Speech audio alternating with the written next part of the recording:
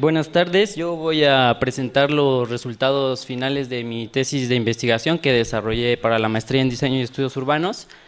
Mi directora, como ya mencionó el doctor Christoph Gobel, es la doctora Anabel Monterrubio. Y bueno, el título de mi investigación es La reorganización de la producción de vivienda en México, el uso de instrumentos de fomento para la captación de rentas del suelo en áreas específicas de la ciudad. Voy a comentar rápidamente cómo surgió el interés por abordar este tema y bueno, fue a partir de que en el 2013 las principales... Bueno, sigo de todas maneras. A partir de 2013, a mediados de 2013, las principales empresas inmobiliarias desarrolladoras de vivienda entraron en una fase de crisis. En distintos medios de comunicación se divulgó la noticia de que Geo, Omex, Urbi y Sare estaban colapsando sus operaciones en la Bolsa Mexicana de Valores. Esta situación me llamó la atención porque tan solo 4 meses antes de esta crisis de las empresas desarrolladoras se había anunciado la Política Nacional de Vivienda implementada por el gobierno de Enrique Peña Nieto. Entonces, sí, eso está bien. Para mí resultaba paradójico que justo a partir de la asunción de un gobierno como el de Enrique Peña Nieto, que se caracteriza por impulsar políticas neoliberales para fomentar el desarrollo del mercado privado, estuviera, digamos, estableciendo regulaciones o afectando el desarrollo de las empresas privadas, ¿no? A partir de esta situación paradójica es que nace mi interés, ¿no? Esto no se quedó nada más en el plano discursivo, sino que a la par de la implementación de la Política Nacional de Vivienda, en el marco normativo y legislativo referido a la planeación urbana, se establecía que se iba a buscar redensificar las ciudades y se iba a implementar la consolidación de ciudades compactas, ¿no? Se empezó a manejar también este discurso referido a este modelo de ciudad.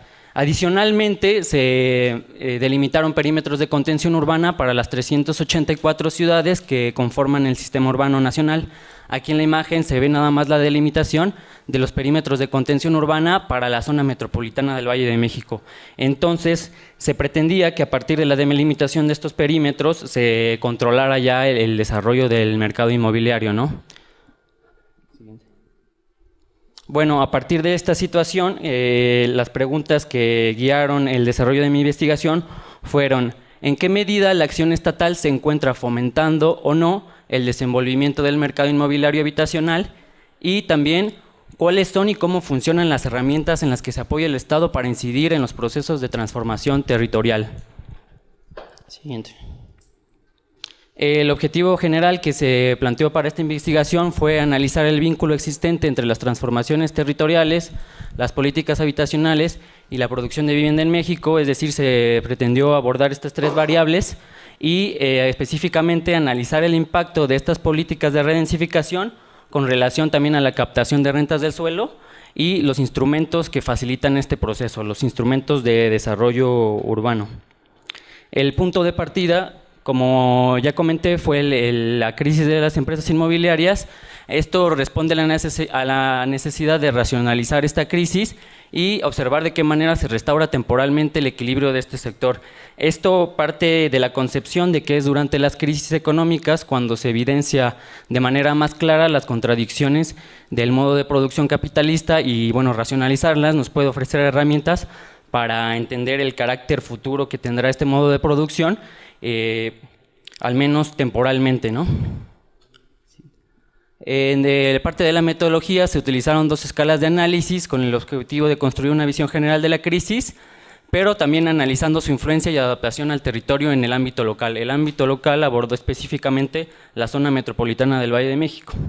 Se combinó uso de información oficial y fuentes documentales con entrevistas semiestructuradas realizadas a funcionarios públicos, los funcionarios de la CEDUBI, y también se entrevistaron a desarrolladores de vivienda aquí de la zona metropolitana. Bueno, ya abordando la parte del desarrollo de la investigación, comencé por analizar cómo es que se encontraba este mercado antes de la crisis, ¿no? Y bueno, como se ve en la gráfica, los flujos de capital y los montos de inversión antes de la crisis iban en ascenso. En la segunda línea se ve cómo las entidades financieras estaban aumentando los montos de inversión en el sector pasando de 38.543 millones en 2004, perdón, a 81.564 millones para el año 2012, es decir, más del doble. Es una situación pues, que contrastaba con la posterior crisis en la que entraron las empresas. A partir de este análisis se pudo determinar que el modo de producción de vivienda que originó este tipo de producción de las inmobiliarias, y bueno, esto ya lo conocemos, que son viviendas con una ocupación de suelo de tipo horizontal periférico. Se detectó también el problema de las viviendas deshabitadas, que ya ha sido abordado por varios investigadores como Maicote o Pedrotti. No voy a ahondar en esto, pero bueno, para el 2010 había casi 5 millones de viviendas deshabitadas, que representaban el 14% del parque habitacional total del país. Y lo que me interesa destacar también es que analicé la forma o cómo repercutió este crecimiento del mercado inmobiliario en cuestión de las rentas del suelo, ¿no? ¿Le regresas, por favor? Lo que se determinó en la investigación es que la ampliación del mercado inmobiliario durante este periodo precedente se vio beneficiado por la acción estatal, o sea, se vio respaldado por la acción estatal porque el Estado facilitó la dotación de infraestructura en la periferia de las ciudades, lo cual hizo que estos desarrolladores pudieran captar una renta absoluta urbana amplificada, ¿no? O sea, no solamente es la renta absoluta perteneciente al medio rural, sino la renta absoluta urbana con esta que es mayor debido a la dotación de infraestructura. Aquí ya estoy hablando de las categorías que, al referirme a la renta absoluta urbana, me refiero a las categorías que desarrolla Samuel Jaramillo para el contexto urbano. Bien, como veíamos en las preguntas que guiaron la investigación, que me planteé también analizar cuáles son y cómo funcionan las herramientas en las que se apoyó el Estado para incidir en los procesos de transformación territorial, es decir, cuáles son las herramientas específicas, abordando la esfera de la zona metropolitana del Valle de México, como ya he dicho.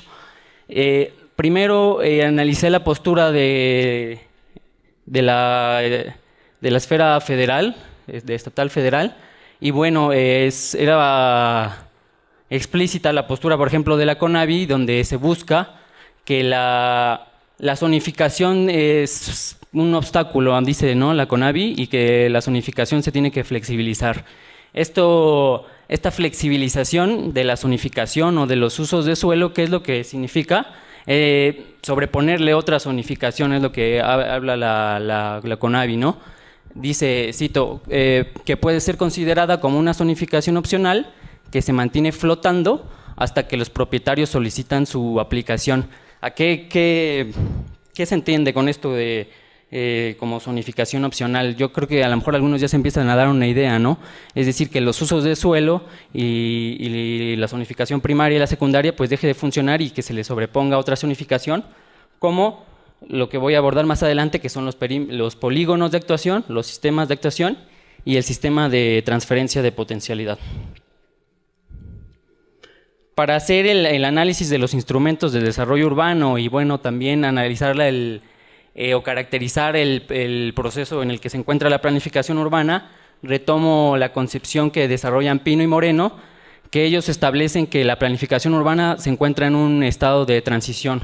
Justo hablan de que se han perdido las características o están quedando relegadas las características de la planificación indicativa y normativa, y que se están buscando nuevas prácticas o nuevas concepciones que todavía no se han logrado afianzar. Esta concepción también la vinculé con aquella que tienen Theodor, Peck y Brenner sobre nuevas prácticas y concepciones que funcionan para desplazar las crisis económicas justamente. Siguiendo lo que establece la CONAVI, los instrumentos que dice CONAVI que deben sustituir a la zonificación, lo dice claramente, ¿no? Los instrumentos para favorecer la redensificación según la CONAVI son los polígonos de actuación, la transferencia de potencialidad y el intercambio de beneficios, que es lo que equivale al sistema de actuación. Esta es la clasificación de instrumentos que establece el Programa General de Desarrollo Urbano del Distrito Federal, que bueno, ya está en proceso de sustitución, pero Aquí establece los instrumentos de planeación, regulación, fomento, control y vigilancia y coordinación. Y bueno, yo me enfoqué más en el análisis de los instrumentos de fomento, que son los que acabo de mencionar. Se cataloga como estos instrumentos, como los polígonos, y los sistemas como instrumentos de fomento, y en cambio la zonificación se cataloga como instrumento de regulación.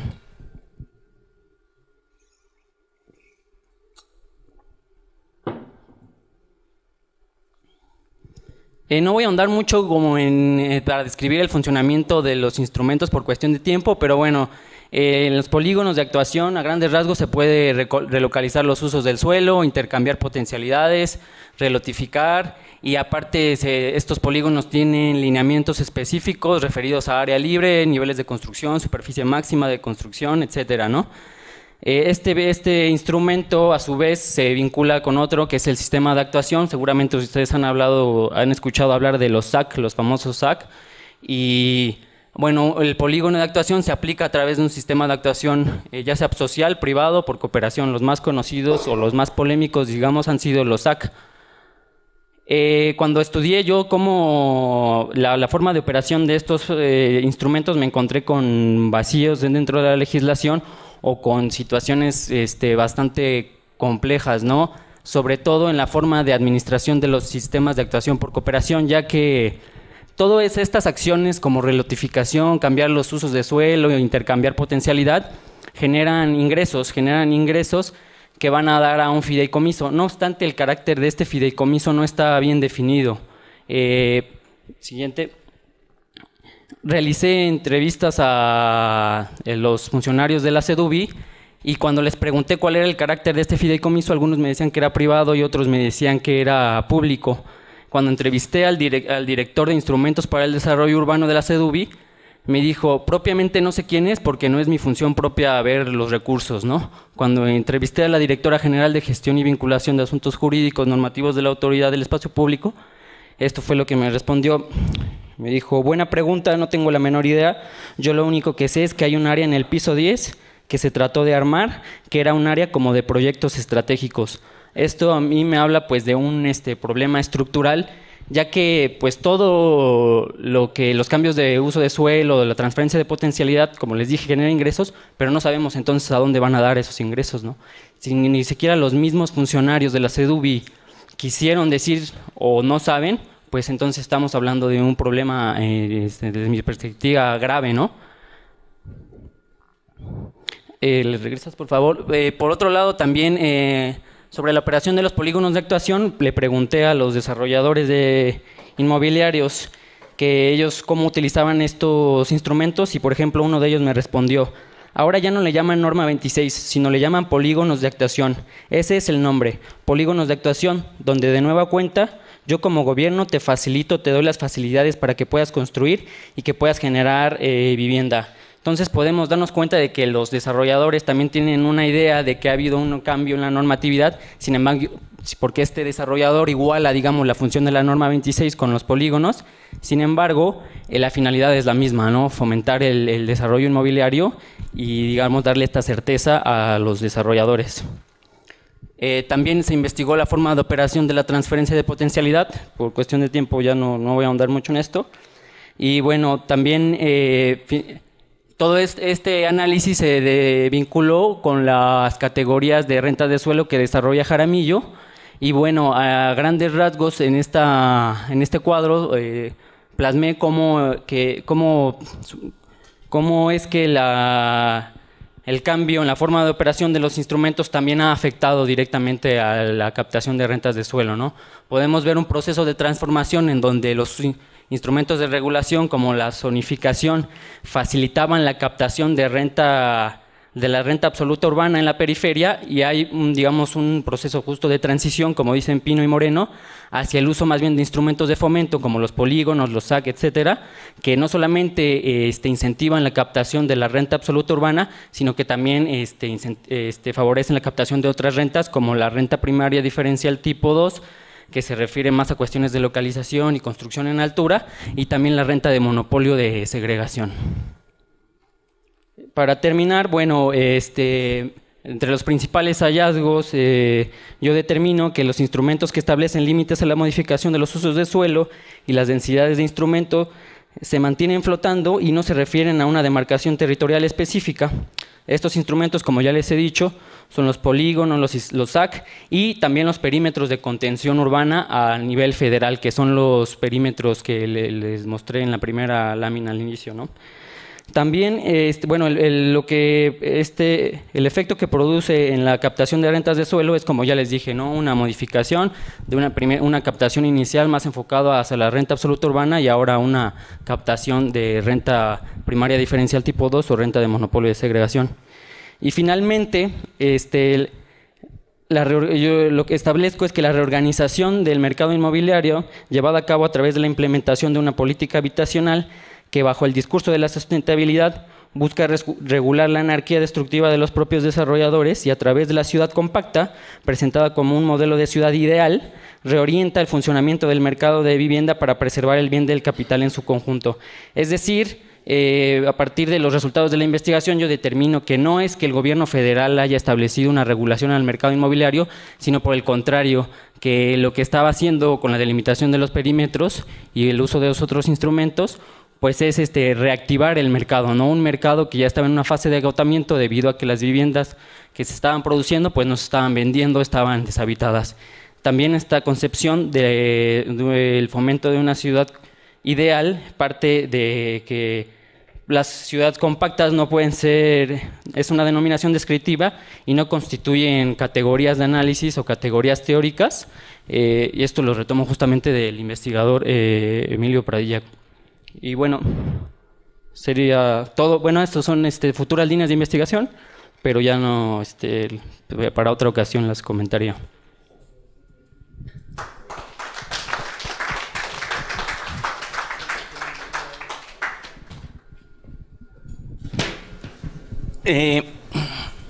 Este comentario va a ser relativamente corto. Es un trabajo terminado de tesis de maestría.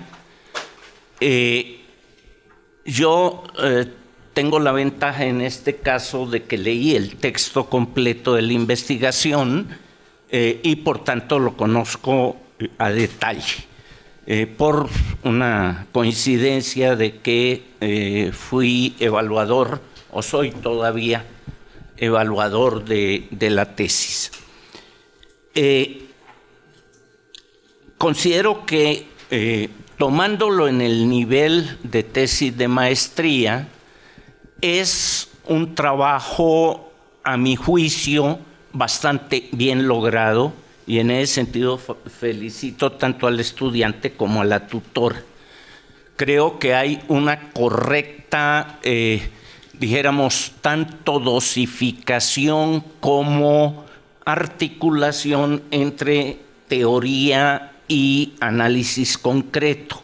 Es decir, la teoría no aparece como un marco o como un estado del arte inicial después del cual, como lo decía hace un rato, se construye cualquier tela dentro, sino que hay una integración, una interrelación entre los desarrollos de la teoría y el material empírico y material factual de la realidad que se analiza.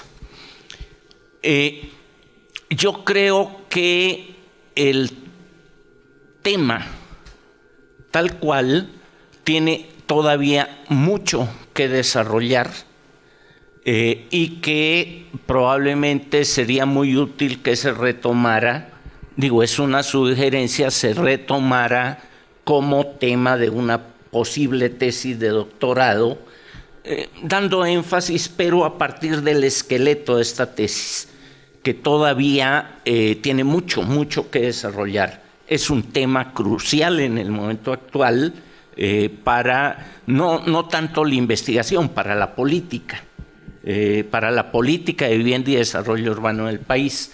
Entonces, bien valdría la pena un desarrollo más amplio de la tesis y posible publicación de artículos, en fin, material a partir de ella.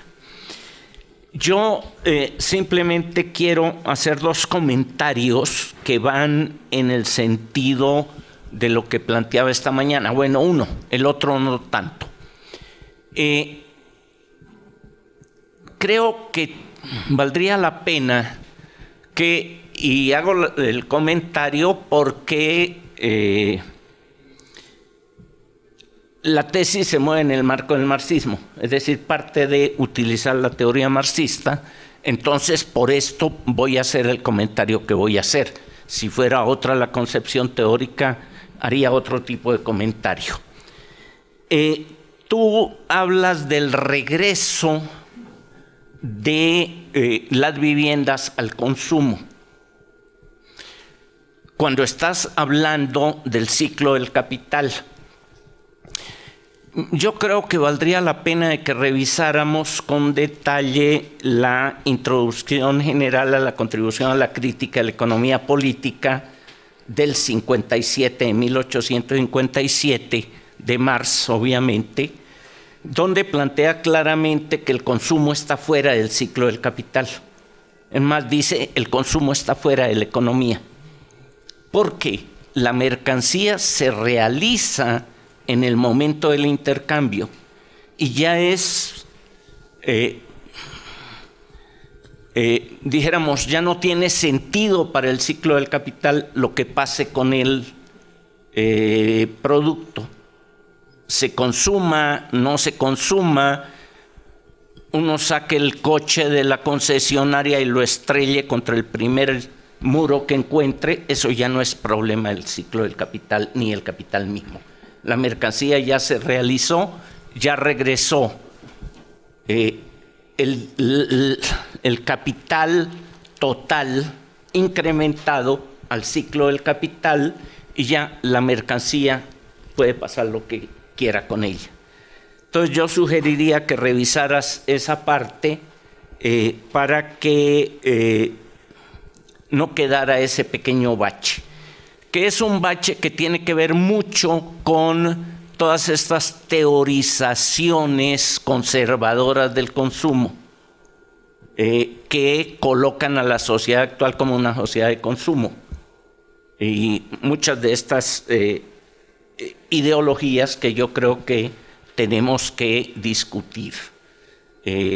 Nuestras sociedades son sociedades de intercambio, son sociedades mercantiles, no sociedades de consumo. Pero bueno, ese es un punto que yo sugeriría que revisaras. Y el otro, y de una vez aquí hago el comentario para las tres exposiciones que voy a comentar, a lo mejor me demoro un poquito, es la referencia, en tu caso marginal, espero que en los demás casos ojalá fuera marginal, me temo que no, es a la famosa gentrificación. Yo creo que esta mañana daba otro ejemplo, el bodrio de la acumulación por desposesión en las traducciones de Harvey. Este caso es un caso similar de modas. Gentrificación no existe por ningún lado en el diccionario castellano. Es más, creo que ni en el del inglés, pero yo no manejo inglés, o sea que no sé si en inglés existe la palabra gentrification, no tengo ni idea. Pero lo que pasa es que es un neologismo que viene de la palabra gentry, que hasta donde yo sé quiere decir pequeña nobleza en inglés. Priscilla Connolly decía alguna vez con toda razón, esto no tiene nada que ver con América Latina. Esto como proceso es absolutamente fuera de la realidad latinoamericana. Y además es muy simple decirlo en español y que no se entiende todo el mundo. Es cambio de sector social en una zona de la ciudad. Y así no se entiende la gente del movimiento social, no se entienden los inmobiliarios, no se entienden los colonos, los ciudadanos, no se entienden cuando hablamos de cambio de sector social en un área urbana. Pero si nosotros le soltamos la palabra gentrificación a un vecino de Iztapalapa, nos puede responder con una fea palabra. Es una palabra que no tiene ningún sentido en castellano, pero que se ha vuelto popular, que se ha popularizado entre los investigadores, y ya hay algún autor, amigo mío además, que escribió un artículo que se llama Gentrificación sin gentrificación, sin cambio de sector social. Ya se habla de gentrificación para todo. Cambia el contenido de un supermercado y ya se dice que gentrificación. Es una de esas popularizaciones que yo creo que no ayuda a la investigación urbana, simplemente la hunde en... Y no es porque el concepto de Neil Smith esté mal, eso lo aclaro. Seguramente para Londres, sobre el cual escribió su famoso libro, sea muy útil el concepto, todo el mundo lo entiende y responda a su realidad. Pero en América Latina creo que no. Y esto, insisto, lo digo por los 3 textos que voy a comentar. Termino diciendo felicitaciones, es un texto que leí con gusto, incluida la crítica que me haces y que la acepto con gusto, no hay ningún problema, creo que esa es la investigación. No voy a volver a escribir ese texto, si lo escribiera tendría en cuenta tu comentario. Creo que sí lo tomo en cuenta además en algunos de los mapas que hago donde diferencio las densidades, en fin, no al nivel que tú lo planteas, pero me parece eso además otro de los valores.